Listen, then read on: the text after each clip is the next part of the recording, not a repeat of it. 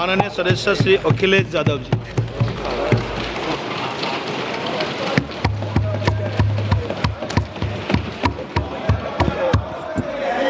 Please please. कोई बात नहीं, कोई बात नहीं। अरे नहीं, आदरणीय सभापति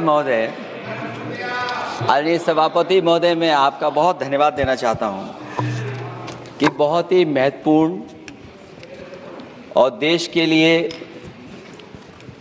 और बड़ी आबादी के लिए भारतीय जनता पार्टी की सरकार में एक और बिल आया है, क्योंकि मेरे से पूर्व में जो हमारे साथी बोले हैं वो माननीय सदस्य हमारे साथ नहीं, लेकिन मैं उनके बहुत सारी बातों से सहमत हूं। और अध्यक्ष महोदय, मैं देख रहा हूं जो एक्स कांग्रेस वाले हैं वो ज्यादा बोल रहे हैं।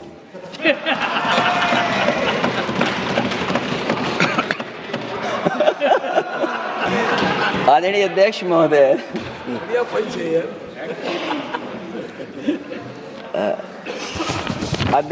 जो आज बिल पेश हुआ है,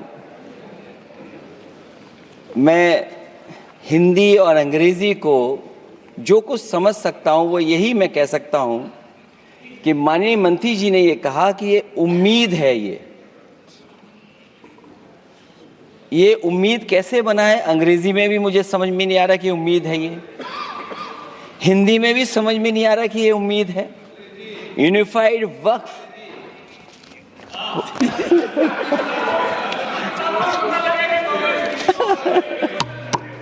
अध्यक्ष महोदय, यूनिफाइड वक्फ मैनेजमेंट, अध्यक्ष महोदय, मैं समझ सकता हूं कि मैं वो बात छेड़ना नहीं चाहता था, लेकिन क्या करूं, मजबूरी है अब। अध्यक्ष महोदय, अभी माननीय सदस्य लोग ये कह रहे हैं कि हमारे सदस्य नहीं है यहाँ पर जो हमारे साथी हैं, लेकिन अध्यक्ष महोदय मैं ये कहना चाहता हूँ, ये जो बिल लाया जा रहा है, भारतीय जनता पार्टी में एक मुकाबला चल रहा है। भारतीय जनता पार्टी के अंदर मुकाबला चल रहा है कि खराब हिंदू कौन बड़ा है। और ये बात अध्यक्ष महोदय मैं ऐसे ही नहीं कह रहा हूं। जो पार्टी ये कहती हो कि दुनिया की सबसे बड़ी पार्टी है, अध्यक्ष महोदय वो अपना राष्ट्रीय अध्यक्ष नहीं चुन पाए अभी तक। अध्यक्ष महोदय, भारतीय जनता पार्टी क्या है?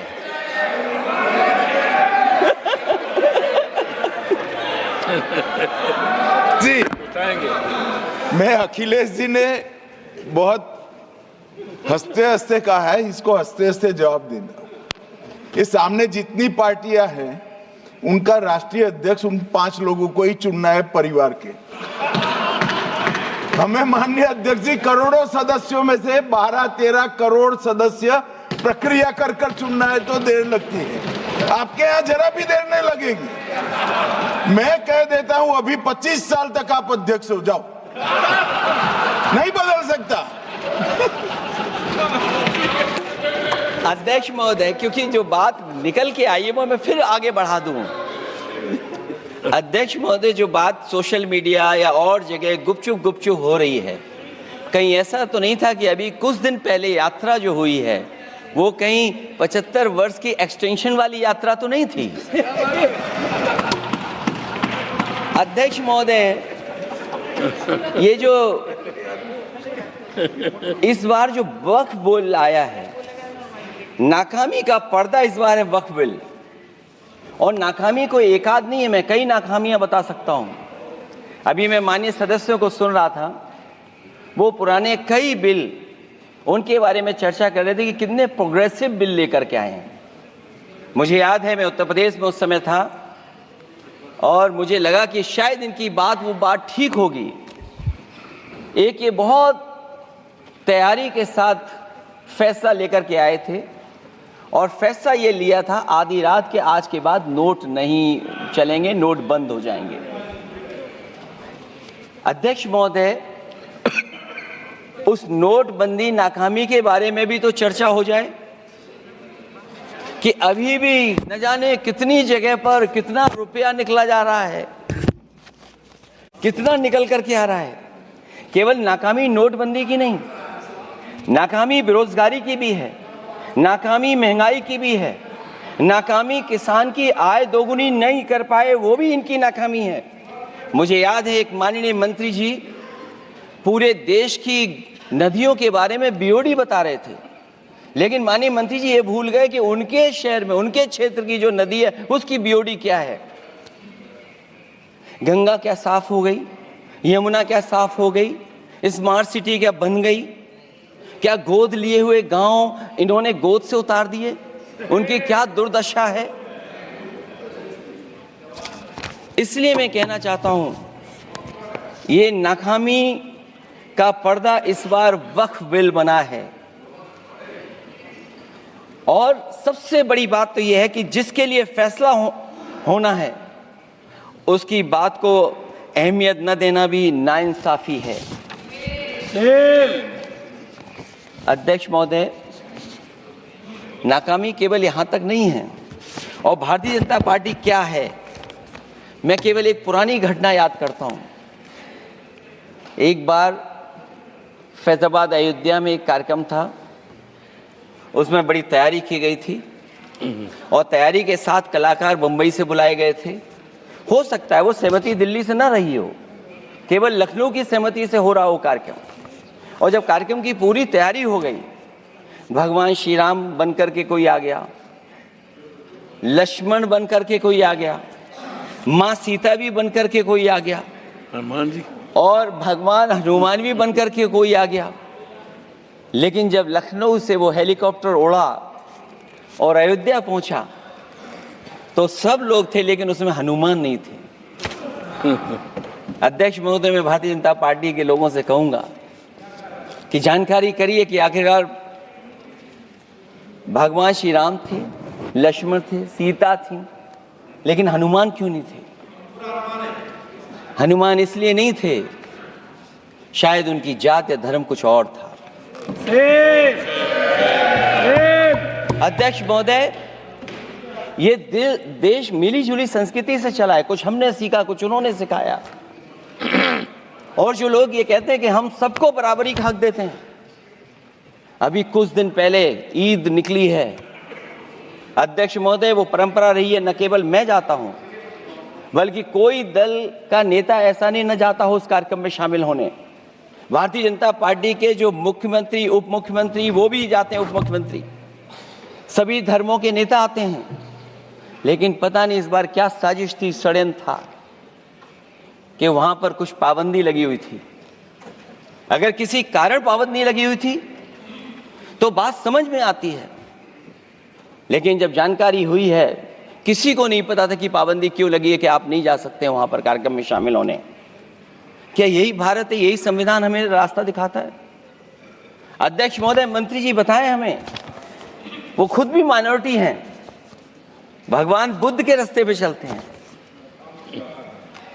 भगवान बुद्ध का रास्ता दूसरा है।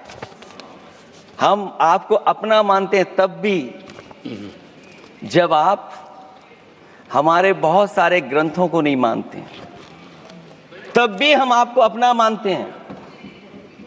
आप हमारे पुराणों को नहीं मानते हैं, आप हमारे उपनिषदों को नहीं मानते हैं, लेकिन सोचिए, हम हिंदू वो लोग हैं जो आपको स्वीकार करते हैं और गले लगा करके चलते हैं।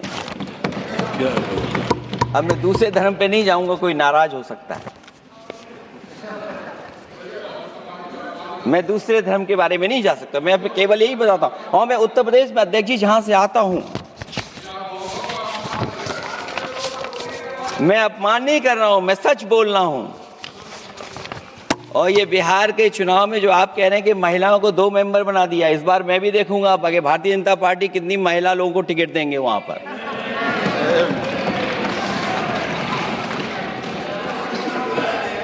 अध्यक्ष महोदय, भाजपा जब भी कोई नया बिल लाती है तो वो अपनी नाकामी छुपाती है। भाजपा वाले मुसलमान भाइयों की वक्फ की जमीन चिन्हित करने की बात कर रहे हैं, जिससे महाकुंभ में जो हिंदू मारे गए हैं या खो गए हैं उनको चिन्हित करने की बात पर पर्दा पड़ जाए। अध्यक्ष महोदय, मुझे खुशी इस बात की कि हमारा धर्म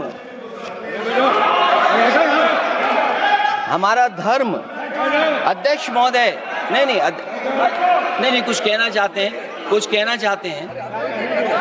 नहीं प्लीज, उनको अलाउ नहीं किया। अध्यक्ष महोदय,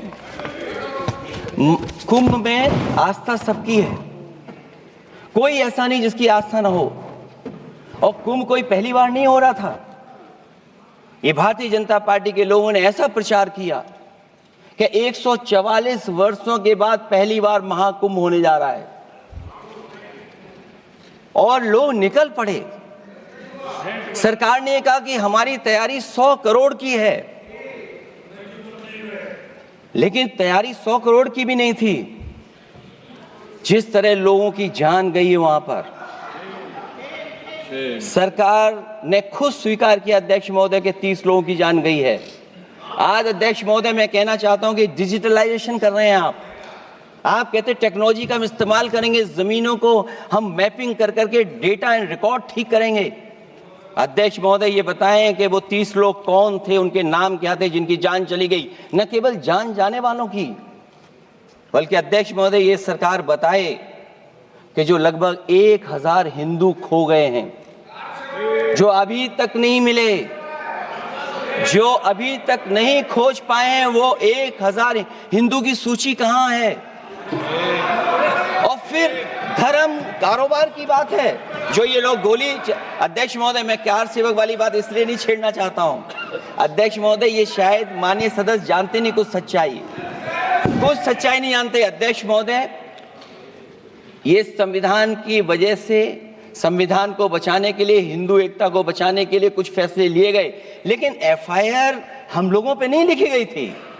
एफआईआर उन पे लिखी गई थी जो बेचारे तैयार हो गए थे सुबह, लेकिन पता नहीं कहां से फोन आया था, कहा था कि अब तैयार तो हो गए हो, लेकिन आप शिलान्यास में नहीं आ सकते। बहुत सही। इसलिए बात को इधर से उधर नहीं में ले जाना चाहता। अखिलेश जी, जरा वक्त पे भी आ जाओ। अच्छा, वक्त पे आ रहा हूं। नहीं, वक्त पे अध्यक्ष इसलिए आ रहा हूं क्योंकि वक्त समझने के लिए भारतीय जनता पार्टी की सोच क्या है। और ये अध्यक्ष महोदय जब ये कह रहे हैं कि इससे कारोबार होगा,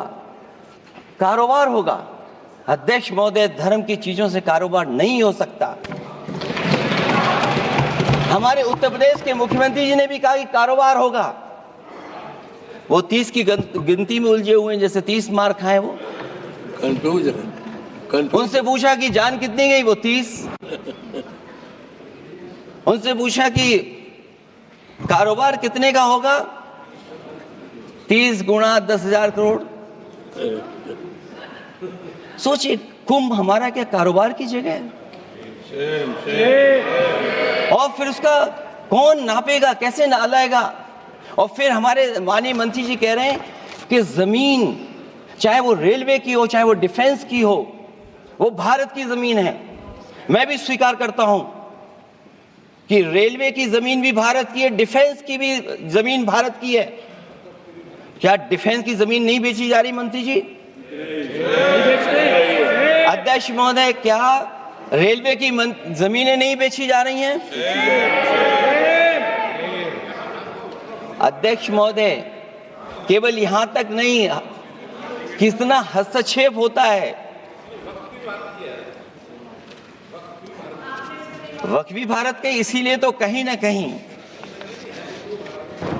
वक्फ की जमीन से, अध्यक्ष महोदय, माननीय मंत्री जी बताएं, और मुझे उम्मीद है कि जब जवाब देंगे तो बताएंगे कि वक्फ की जमीन से बड़ा मुद्दा वो जमीन है जिस पर चीन ने अपने गांव बसा लिए हैं, लेकिन कोई बाहरी खतरे पर सवाल बवाल न करे, इसलिए ये बिल लाया जा रहा है।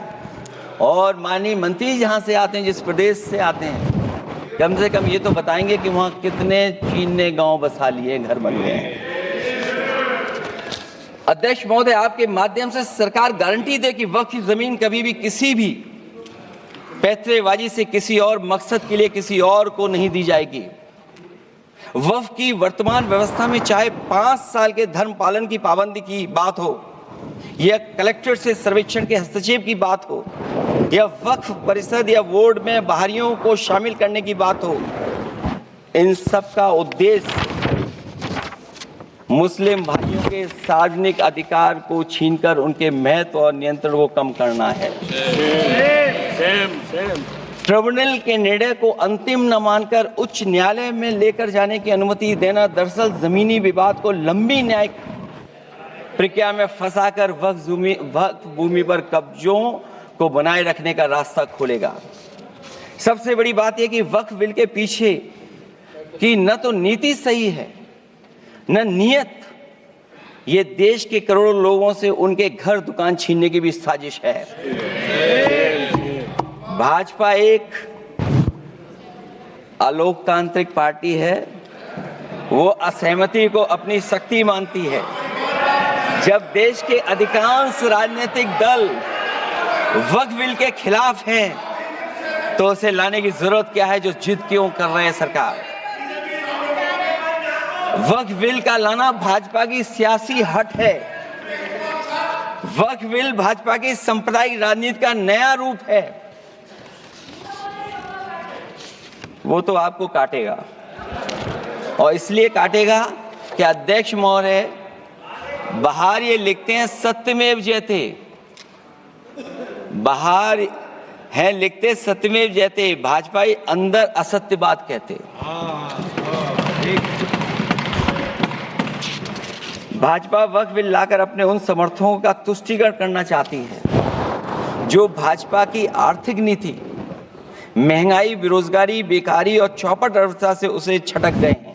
क्योंकि अध्यक्ष महोदय, जब से वोट में गिरावट आई है और खासकर उत्तर प्रदेश में भी, तब से भारतीय जनता पार्टी की कोशिश है कि अपना वोट कैसे संभाला जाए। ये वोट को संभालने के लिए बिल लाया गया है। भाजपा का लक्ष्य वक्फ की जमीनों पर है। इन जमीनों का नियंत्रण अपने हाथ में लेकर इन जमीनों को पिछले दरवाजे से अपने लोगों के हाथों में दे देना चाहती है। भाजपा चाहती है कि वक्फ बिल लाने से मुस्लिम समुदाय को लगे कि उन पर हक को मारा जा रहा है, वो उद्वेलित हों और भाजपा को ध्रुवीकरण की राजनीति करने का मौका मिल सके। क्योंकि अध्यक्ष महोदय, भाजपा का लक्ष्य यह है कि ध्रुवीकरण हो, क्योंकि वो जानते हैं कि ध्रुवीकरण जितना होगा उससे वो लाभ उठाने में आगे रहेंगे। तो ये वक्फ बिल जो लाया जा रहा है वो अपनी वोट बैंक को संभालने के लिए और समाज को बांट करके ध्रुवीकरण करके राजनीतिक लाभ लेने के लिए लाया जा रहा है। और अगर इसके लिए नहीं लाया होता तो पहले से जो जितने फैसले लिए सरकार ने, क्या उससे देश और प्रदेश में कोई बड़ा बदलाव आ गया है? अगर स्मार्ट सिटी का बात करें तो कितनी स्मार्ट सिटी बन गई है आपकी? आपके नोटबंदी की वजह से न जाने कितना रुपया कहां निकल रहा है। और डर तो ये लगता है कहीं भाजपा वाले दूसरों के पैसा रख करके न पकड़वा दें। वक्फ बिल के आने से पूरी दुनिया में एक गलत संदेश भी जाएगा। इससे देश की सेकुलर इमेज को बहुत धक्का लगेगा। वक्फ बिल भाजपा की नफरत की राजनीति का एक और अध्याय है। मैं अंत में कहना चाहता हूं कि अभी तो आपने साथी संभाल लिए हैं, एक साथी तो मुझे दिखाई नहीं दे रहा है, और हमारे जिनका हमने सम्मान किया हमें कहां ले गए आप, और हमें यहाँ छोड़ गए आप, हमें छोड़ गए। हमें देखिए सभापति महोदय देखिए राजनीति क्या है। हमने आपका हाथ पकड़ा और हम यहाँ आ गए, और आप हमारा हाथ छुड़ा करके वहां चले गए। इसलिए देखिएगा कब हमारा इनका हाथ मिल जाए। और मैं अध्यक्ष सभापति महोदय ये कहना चाहता हूं कि वक्फ बिल भाजपा के लिए वाटरलू साबित होगा, क्योंकि ऊपर से तो हाँ हाँ कह रहे हैं, लेकिन अंदर ही अंदर बहुत सारे साथी सहमत नहीं है। मैं अंत में इतना ही कहना चाहता हूं कि ये वक्फ बिल जो लेकर के आए हैं, कोई उम्मीद लेकर के नहीं आ रहा है। ये सोची समझी रणनीति का हिस्सा है, क्योंकि इनका जो वोट बिखर गया है, ये मुस्लिम में भी बंटवारा चाहते हैं। मुस्लिम इस्लाम धर्म में कहीं बंटवारा नजर नहीं आता है, लेकिन इनकी कोशिश है कि इस बिल के माध्यम से हम मुस्लिम भाईचारा में भी बंटवारा कर दें। बंटवारा तो पीडीए करेगा। अभी देखिएगा सभापति महोदया, हमारे एक सदस्य कह रहे थे कि चुनाव बहुत अच्छा होता है। इनसे बेहतर किसने चुनाव देखा होगा? चलिए धन्यवाद। वोट ही नहीं डालने दिया। चलिए सभापति महोदया, मैं धन्यवाद देता हूं। मैं और अपने दल और साथियों के साथ कहता हूं कि समाजवादी पार्टी बिल का विरोध करती है। वोट पड़ेगा तो हम इसके खिलाफ वोट डालने जा रहे हैं।